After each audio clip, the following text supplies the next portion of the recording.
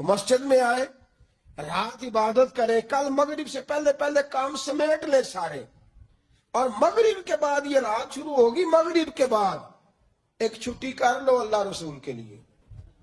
کر لیں گے انشاءاللہ تعالی ایک چھٹی.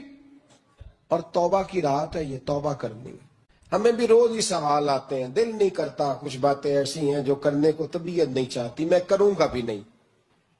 لوگوں کو شب برات کا حوالہ بھی نہیں مل رہا, حالانکہ ترمذی شریف میں حدیث موجود ہے.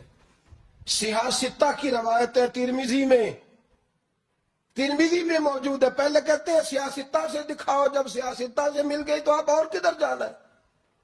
اور ابن ماجہ میں موجود ہے مولا علی کی روایت, اور ذرا ترتیب دیکھیے گا, یہ ترمذی کی حدیث ہے. امام ترمذی نے تو پورا باب باندھا ہے 15ویں شعبان پر, پورا باب. اب تمہاری مرضی ہے اگر تم نہیں بات کو سمجھنا چاہتے. لیکن میں نے پہلے بھی کہا تھا, پھر کہتا ہوں, اگر ہمیں کوئی شخص کہتا ہے کہ شب برات کو اٹھ کے نفل نہ پڑھو, تو بھائی نفل ہم نے پڑھنے اللہ کی رضا کے لیے.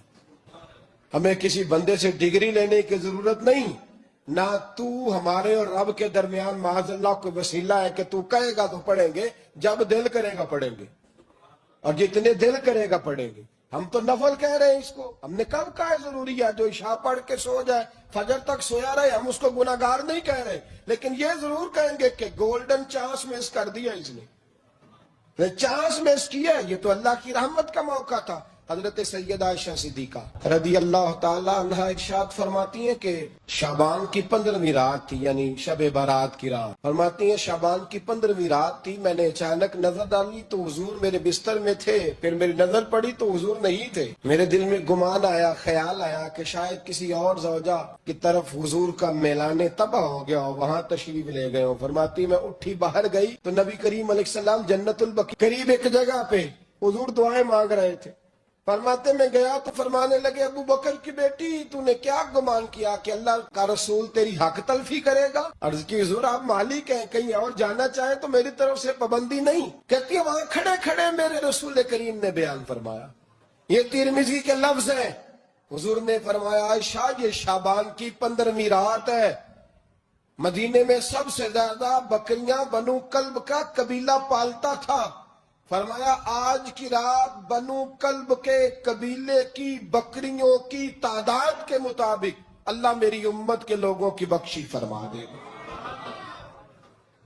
یہ وہ رات ہے. جناب عائشہ صدیقہ رضی اللہ تعالی عنہ نے بات رات کو سنی تنہائی میں, نبی پاک سے رات کو تنہائی میں حضور سے سنی. سویرے جناب عائشہ نے کل امت کو بتائی. اگر یہ بات اہمیت والی نہ ہوتی تو بی بی صاحب آگے روایت کرتی, یہ کتابوں میں آتی, یہ لوگوں کو بتاتی. حضرت عائشہ نے روایت کیا, اور مولا علی شیر خدا نے تو کھل کے کہا ابن ماجہ میں, حضرت علی سے پیار کرنے والوں کے لیے الگ عنوان. مولا علی نے کھل کے فرمایا شعبان کی 15ویں رات کو رات عبادت کرنا اور سویرے روزہ رکھنا. حضرت علی کا لفظ بائی نہیں سیاستہ میں, رات کو روز عبادت کرنا, دن کو روزہ رکھنا. ویسے تو رب کریم ہر روز تہجد کے وقت پہلے آسمان پر نزول اجلال فرماتا ہے, اور لوگوں کو فرماتا ہے کوئی بخشش مانگنے والا. اور فرمایا ہر روز تہجد کے وقت یہ اعلان ہوتا ہے, پر شب برات کو نا شروع رات سے یہ اعلان شروع ہو جاتا ہے. ادھر دیکھو میری طرف, مغرب سے اعلان شروع ہو جائے گا. اللہ کرے آپ کو سمجھ آئے, اللہ کرے آپ کو. اور بھائی یہاں پر لوٹ سیل لگ جائے, یہاں ابھی سیل لگ جائے, 5000 والا جوڑا 1500 میں, تو رش ختم ہوگا. اور بھائی اگر یہ لگ جائے, چلو یہ تو دور کی بات ہے نا, ہم تو لنگر والے لوگ ہیں. اگر لنگر کا اعلان ہو جائے کہ بڑا تگڑا ہے, بڑا تگڑا, ہمارے ہاں تو شادی کی روٹی کھلتی ہے تو لوگ آخری روٹی سمجھ کے کھاتے ہیں, شاید اللہ ماشاءاللہ یہ آخری ہے, اس کے بعد نہ ملے گی.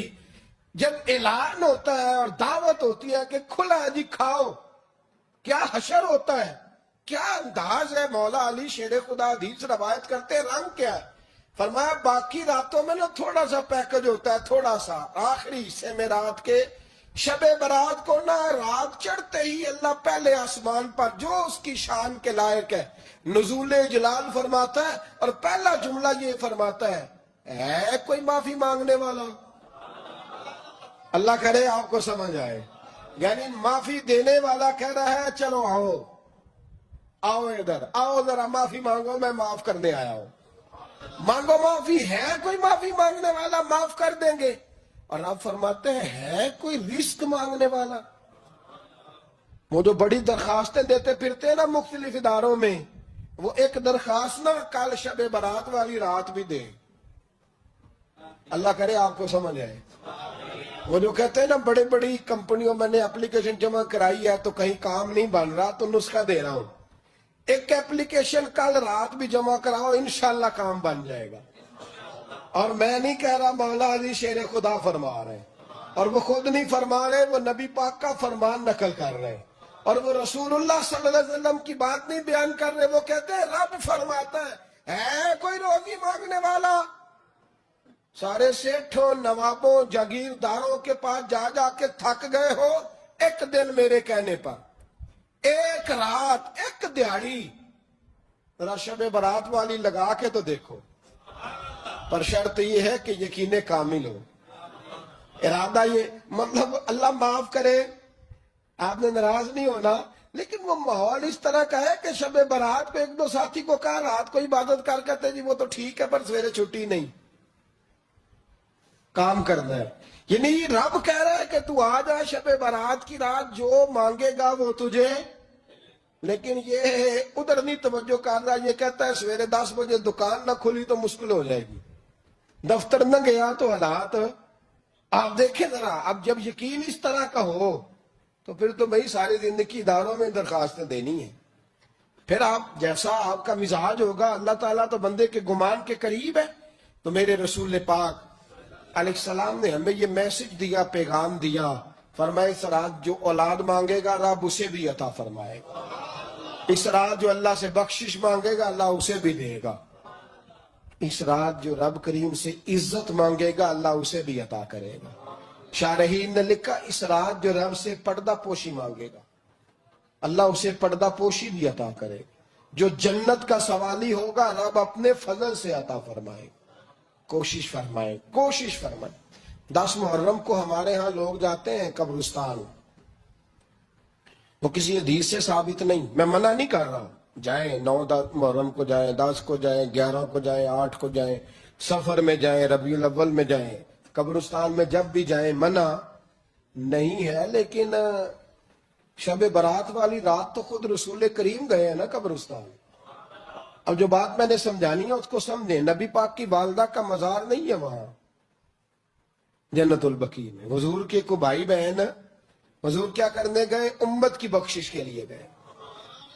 شب برات کی رات لالچی نہ بنے کہ صرف میں نے اپنے لیے روزی مانگنی ہے، کل امت کے لیے مانگے رب کریم سے.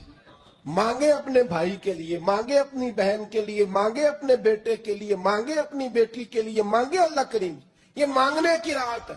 پچھلی راتی رحمت رب دی کرے بلند آوازہ، بخشش منگن وارے کارن کھلا جے دروازہ. آئے اللہ کی بارگاہ میں اس رات کو کھل کے دعا مانگے. قبرستانوں میں نہ کچھ قبریں ایسی ہیں کہ جو بتاتی ہیں کہ سالوں بیت گئے ہیں کوئی آیا نہیں. کچھ قبریں بتاتی ہیں. اور کچھ بڑے قبرستان بڑے شہروں میں ایسے بھی ہیں کہ جن کا گورکن کہتا ہے کہ مجھے کمیٹی نے کہہ دیا ہے جہاں 4-5 سال کوئی نہ آئے وہاں نئی قبر بنا دیا کرو. وہاں نئی قبر بن جاتی ہے معاذ اللہ. او بھائی کچھ ہیں ایسے، کچھ ہیں. یہ جائے نا اکبر بادشاہ یہاں لیٹا ہے لاہور میں، تو شعر لکھا ہوا ہے بر مزارے ماں غریبا نے گلے پروانہ سوزی نے صدائے بلبلے. فارسی کا مقولہ لکھا ہے اس کی قبر پہ، کہتا ہے میں وہ غریب ہوں، علم بادشاہ ہے مقبرے میں لیٹا ہے، کہتا ہے میں وہ غریب ہوں کہ نہ یہاں کوئی پروانہ آتا ہے نہ بلبل آ کے گیت گاتی. کوئی آتا ہی نہیں، کوئی فاتحہ نہیں پڑھتا، کوئی فاتحہ نہیں پڑھتا. او بھائی کئی قبریں ایسی ہیں جن پہ سالوں بیت گئے کوئی لوٹا نہیں. اور مشکات میں حدیث ہے میرے نبی کریم علیہ السلام نے فرمایا جو قبر میں ہوتا ہے وہ تو اس آدمی کی طرح ہے جو دریا میں ڈوب رہا ہے.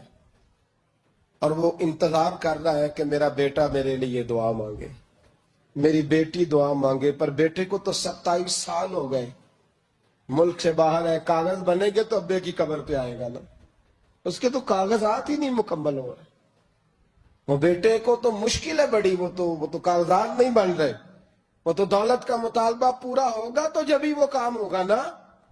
انتظار ہو رہا ہے قبروں میں، میرا بیٹا دعا کرے، میرا بھائی دعا کرے، اور اگر بچہ دفن ہے تو وہ کہتے ہیں میری ماں دعا کرے، میرا باپ دعا کرے۔